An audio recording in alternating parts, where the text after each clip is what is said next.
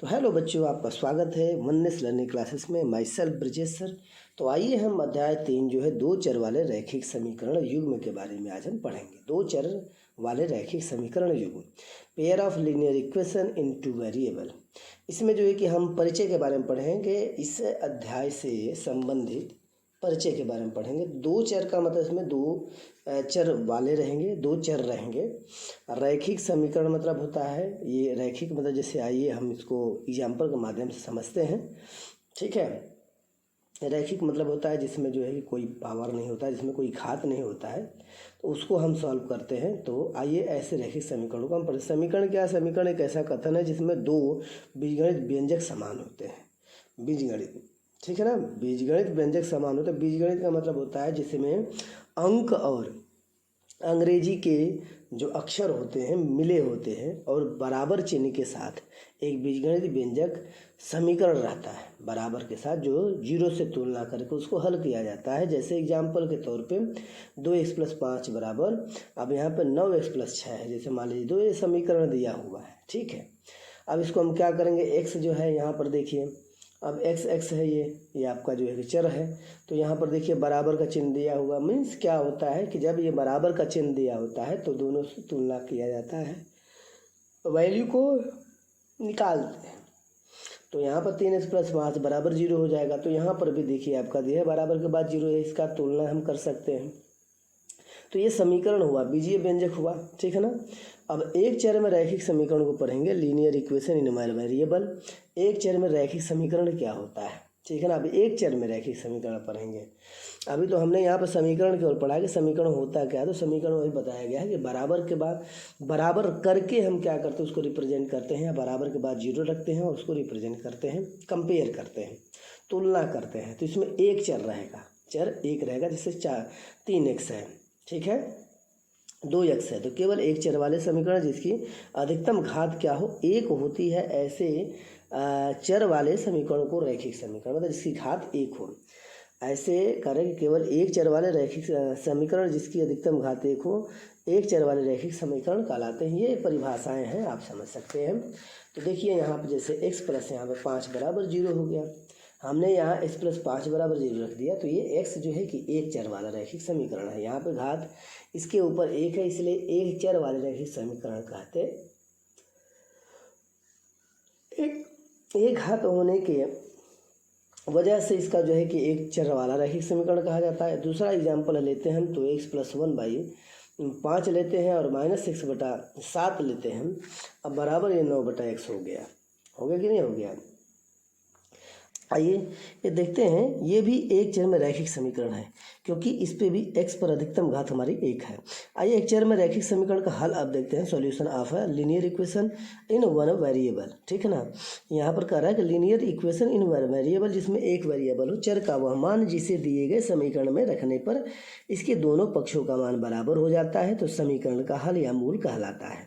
अब मूल यहाँ पर समझना है, मूल का मतलब क्या होता है कि जो वैल्यू यदि हम रखते हैं, ठीक ना, उसके रखने पर उसका वैल्यू जो होता है, जो है कि जो निकलता है, उसके मान निकलते हैं, तो वह मान जो है कि मूल कहता है। जैसे इसके पहले हमने पढ़ा था, इसके पिछले वाले एक्सरसाइज में जो मूल निकलते थे, जिसका वैल्यू 0 से हम कंपेयर करते थे। मान लीजिए यहाँ पर हम देखते हैं n + 1 है। अब n + 1 बराबर 0 हो जाएगा, तो इसका मूल क्या होगा, जिसको रखने से इसका मान 0 हो जाए, 0 हो जाए, ठीक है ना। वह मान जिसको रखने से इसकी वैल्यू, कीमत और इसकी क्या हो जाती है, 0 हो जाती है। तो ये -1 होगा। यदि -1 x की जगह पर रख दें तो -1 में से +1 निकलेगा, 0 के बराबर हो गया। ये इसका मूल हो गया। अब मान लीजिए कि यहाँ पे x + 2 बराबर, यहाँ पे लेंगे x - 3 लेते हैं। अच्छा, मान लीजिए इसको 2x ले लेते हैं, 2x। अब यहाँ पर ऐसे हम ट्राई एंड एरर मेथड जो बोलते हैं ना, इसमें ऐसे वैल्यू को रखेंगे जो दोनों के पक्षों को बराबर कर दें। तो ये ट्राई एंड एरर मेथड है। ट्राई मतलब कोशिश करते हैं ऐसे नंबर को रख के जिसका वैल्यू 0 हो जाता है या दोनों के पक्ष को बराबर कर देता है। तो मान लीजिए 1 लेते थे, 1 दूनी 2 दूनी 4 हो जाएगा, और यहाँ पे 1 रखेंगे तो -3 में से 1 निकल जाएगा, तो ये -2 हो जाता है, तो ये नहीं होगा। अब ये 5 लेते, 5 दूनी 10, 2 12 हो जाएगा, लेकिन 5 वहाँ पर रखेंगे तो 5 में से 3 निकल जाएगा, तो कितना हो जाएगा, 2 हो जाएगा। तो यहाँ पर 2 गुणे माइनस यदि 5 हम रखते हैं, जैसे -5 दूनी 10 हो जाएगा, -10 में से 2 निकल जाएगा, +2 निकल जाएगा, तो -8 हो जाएगा। और यहाँ पर -5 रखेंगे तो -5 और -3 8 हो जाएगा ना। तो यहाँ पर क्या करेंगे, यहाँ पर -5 रखेंगे और -5 रखने के बाद इसका कैलकुलेशन या हल हम निकालेंगे। तो 2 गुणे -5 और 2 बराबर -5 और -3 ले लिया, तो यहाँ पर -10 हो जाएगा, 10 बराबर -8 हो जाएगा। तो -10 में से 2 निकल जाएगा तो -8 लेफ्ट साइड में हो जाएगा, राइट साइड में भी -8, मतलब ये संतुष्ट कर लेता है। तो इस तरह से कहने का मतलब ये है कि जो -5 रखे हैं तो ये एक चर वाले रैखिक समीकरण का हल अद्वितीय होता है, ठीक है ना, अद्वितीय होता है। जैसे ये मान जैसे आप रखेंगे तो ऐसा मतलब ट्राई एंड एरर मेथड से इसका जब निकालेंगे तो अद्वितीय मतलब ये मान जो भी रखेंगे तो ये दूसरा मतलब अद्वितीय मतलब जिसका दूसरा हल है ना। जैसे यहाँ पर -1 आया, अब यहाँ पर देखिए उसका जो है कि -8 आया, तो अलग अलग जो है कि इसका हल निकलता है, इसे अद्वितीय कहते हैं, ठीक है ना। इसका जो वैल्यू अलग अलग निकलता है, प्रत्येक चर वाले रैखिक समीकरण का हल अद्वितीय होता है। जितने भी चर वाले रैखिक समीकरण अलग अलग रखेंगे तो उसके वैल्यू अलग अलग नहीं हो जाएगा। अब आइए दो चर वाले रैखिक समीकरण जो है ये लीनियर इक्वेशन इन 2 वेरिएबल, अगर दो चर वाले रैखिक समीकरण, दो चर वाले समीकरण जिनकी अधिकतम घात 1 हो उसे दो चरों में रैखिक समीकरण कहते हैं। याद रखिएगा कि दो चर वाले रैखिक समीकरण जिनकी अधिकतम घात क्या हो 1 हो तो ऐसे दो चरों में रैखिक समीकरण कहते हैं। दो चर वाले, दो चर रहेंगे, इसमें y रहेगा और x रहेगा, ठीक है ना, एक्स वाई रहेगा, ए बी रहेगा, है ना। ले सकते हैं अंग्रेजी के बहुत सारे अक्षरों को ले सकते हैं। तो व्यापक रूप और मानक रूप क्या होता है, ax + by + c = 0, जहाँ a बराबर 0 b बराबर 0 न होना चाहिए। मतलब ए बी और सी ये वास्तविक संख्या है, इसलिए इसके बराबर 0 होगा तो इसकी वैल्यू 0 हो जाएगी, तब ये वास्तविक संख्या में गिनती इसकी नहीं हो पाएगी। तो a बराबर 0, b बराबर 0, c बराबर 0 नहीं होना चाहिए। जैसे 2x + 3y और यहाँ पर -7 बराबर 0, जैसे एक समीकरण बन जाता है। तो 2x और 3y, यहाँ पे x और y देखिए दो हमारे चर राशि हो गए। अब यहाँ पर 2s + 3r -9 बराबर 0, मतलब ऐसे समीकरण आप ले सकते हैं। लेकिन इसमें सबसे चीज़ दर्शाने वाली बात है कि s और r दोनों क्या है, ये रैखिक समीकरण है, मतलब दो इसमें रैखिक समीकरण है। दो चर में रैखिक समीकरण का हल यदि निकालना हो, solution of linear equation in 2 variable, दो वेरिएबल में कैसे हम x और y के युग्म का या दो समीकरण ax + by + c, ठीक है ना, जहाँ पर ये कह रहा है कि x + by + c बराबर 0, जहाँ a बराबर 0 नहीं होना चाहिए, b का मान 0 नहीं होना चाहिए, संतुष्ट करता हो, ध्यान रखिएगा, a बराबर 0 b बराबर 0 नहीं होना चाहिए, तो रैखिक समीकरण का हल कहलाता है। अब जैसे एग्जांपल के तौर पर हम समझ लें, यहाँ पर दिया है x + y -4 बराबर क्या दे दिया, 0 दिया है, ठीक है, x + y -4 बराबर 0। तो इस तरह से हमारा एक देखिए रैखिक समीकरण हुआ। दूसरा x का मान 0 रखते हैं, फिर इसके बाद y -4 हो जाएगा, तो y -4 का वैल्यू निकालते हैं तो y बराबर 4 क्या हो जाएगा, ये इसका एक वैल्यू हो जाता है, y बराबर 4, मतलब x का मान 0 हो गया, y का मान 4 हो गया। तो इस तरह से इसको हल कर सकते हैं। या x बराबर 2 रख के हम देखें तो 2 + y -4 हो जाएगा, मतलब एक वैल्यू निकालना तो एक वैल्यू रख के हम इसको संतुष्ट कर सकते हैं। तो यहाँ पर 2 हो जाएगा, y यहाँ पर 4 में से 2 जाएगा तो 2 हो जाएगा, तो y -2 बराबर क्या हो जाएगा, यहाँ पर y बराबर -2 को जो होते हैं पक्षांतर करते धनात्मक हो जाता है। इस तरह से ये प्रश्न हल होता है। यदि y का मान निकालेंगे तो x का मान निकलेगा, है ना, y का मान रख के यदि निकालते हैं तो x का मान निकलता है। मतलब एक वैल्यू को रख के दूसरा, वही कह रहा है दो चरों को रैखिक समीकरण का अद्वितीय हल नहीं होता। अच्छा, इसका अद्वितीय हल नहीं होता है, ठीक है ना। जिस तरह से पहले हमने पढ़ा था तो उसमें जो है कि अद्वितीय हल होता है, तो इसमें अद्वितीय दूसरी हल नहीं होती है। जिससे यहाँ पर दो चरों में रैखिक समीकरण का जो है कि यहाँ पर लिखा है ना, दो चरों में रैखिक समीकरण लीनियर इक्वेशन इन 2 वेरिएबल, यहाँ पर जो दिया है तो दो चरों में, नीचे हम देखिए ये एक कलर में लिखा हुआ तो वो है दो चर वाला रैखिक समीकरण का अवयोग यदि पढ़ना है तो pair of linear equation 2 variable, है ना। पेयर मतलब जोड़ा, युग्म कैसा होता है, ये दो चर वाले रैखिक समीकरण का युग्म, दो समान चर माना x तथा y में दो रैखिक, जैसे मान दो समान चर x और y, दो रैखिक समीकरणों को दो चरों के रैखिक समीकरण का युग्म कहते हैं। जब x y के दो जोड़ी रहेंगी ना तो उन दो जोड़ी को हम क्या कहते हैं, रैखिक समीकरण का युग्म कहते हैं। जैसे a1x + b1y + c1 बराबर 0 हो जाएगा। जैसे युग्म मतलब जोड़ा हो जाता है, युग्म मतलब क्या हो जाएगा, जोड़ा। यहाँ पर जो दिया हुआ क्या, ये यहाँ पर दो चर वाले, अब दो चर का मतलब यहाँ समझिए कि x y होगा, a b होगा, c d होगा, मतलब दो हो जाएगा। चर वाले रैखिक मतलब होता है, रैखिक मतलब होता है एक रेखीय समीकरण। जिसमें घात जो है कि संभवतः घात इसमें होता ही नहीं है, ठीक है ना। इसमें केवल जो है कि आपको एक नंबर से और दो जो है कि चर राशि और नंबरों के साथ इसका अभिक्रियाएँ जो भी करना रहेगा। तो ये कह रहा है कि समान रूप a1 x प्लस b1, ये a1 x plus b1 y plus c1 is equal to 0, एक समीकरण हो जाएगा। a2 x plus b2 y plus c2 बराबर 0 हो जाएगा, दूसरा समीकरण हो जाएगा।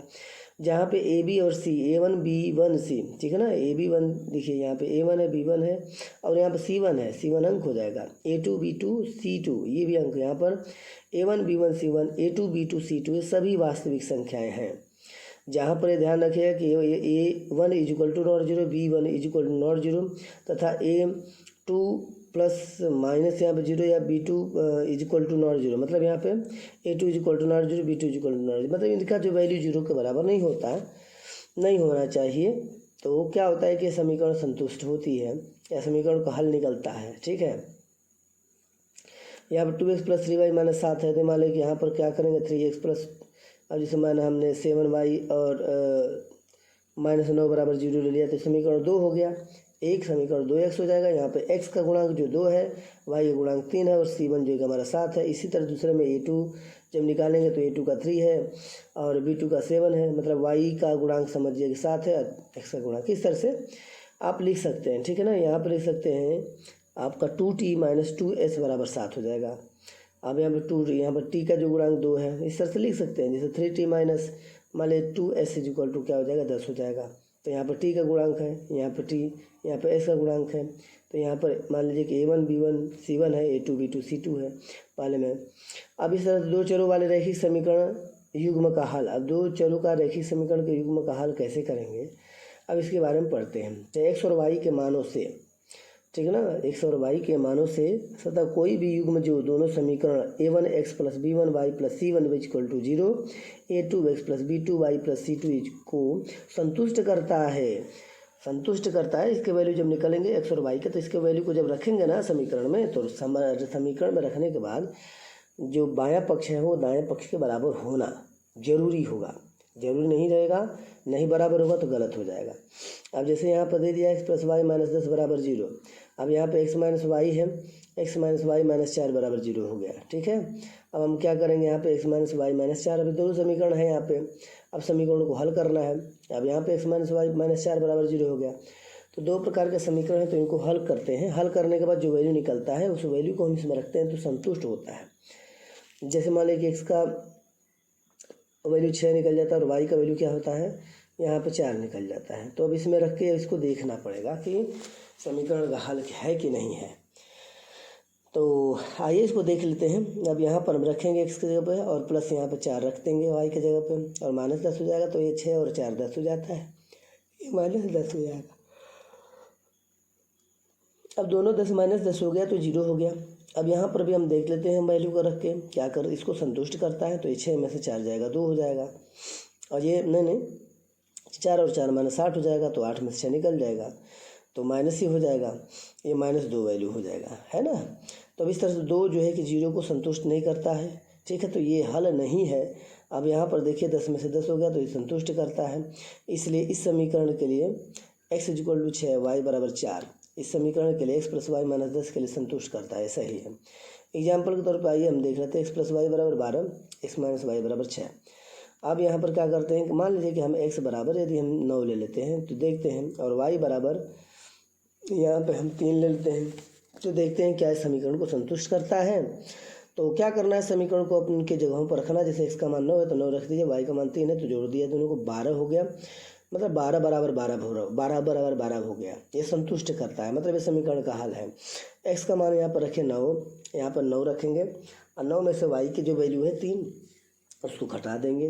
9 में से 3 जाएगा, यहाँ पर हो जाएगा 6 और यहाँ पर हो जाएगा 6 बराबर 6, मतलब ये भी समीकरण को संतुष्ट करता है। इसका कहने का मतलब होता है अब कि जो वैल्यू दोनों निकले हैं x और y के, वो दोनों वैल्यू क्या करते हैं, इस समीकरण को संतुष्ट करते हैं। तो संतुष्ट करने का मतलब होता है उसके वैल्यू के बराबर, 0 के बराबर या संख्या के बराबर जो भी है, अचर राशि जो बराबर के बाद है उसके बराबर यदि हो जाती है वैल्यू, ठीक है ना, बायां पक्ष दायां पक्ष के बराबर हो जाता है तो समझिए कि समीकरण को संतुष्ट करता है।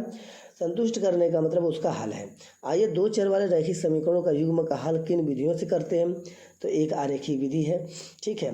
दूसरा जो है कि बीजगणित विधि है, बीजगणित विधि। अब बीजगणित विधि आइए यहाँ पर देखते हैं। आरेखीय विधि तो इस समय जो है कि हमारे सिलेबस से लगभग जो है कट गया, जो जो है कि कट गया है, हटा दिया गया है। अब यहाँ पर बीजगणित विधि जो दिया हुआ है, ये बीजगणित विधि में तीन विधियां हैं, प्रतिस्थापन विधि है, विलोपन विधि है, जो आपके सिलेबस में है। लेकिन वज्र गुणनखंड विधि भी है, तीन है विधियां, तीन हैं। अब पहला जो है प्रतिस्थापन, दूसरा विलोपन विधि है और तीसरा वज्र गुणनखंड विधि। लेकिन इस समय जो है सिलेबस से जो है कि लगभग जो है कि इसमें आपको विलोपन विधि में जो है कि आपका 3A है। इसके बाद प्रतिस्थापन विधि जो है कि इसका अगला एक्सरसाइज जो है आपका 3B दे दिया है। अब वज्र गुणनखंड विधि जो है आपका जो है कि कट गया है हमारे सिलेबस से। इसका भी लेसन था हमारे लेसन में, 3D एक्सरसाइज है और 3A और 3B हमको इसमें पढ़ना है, ठीक है।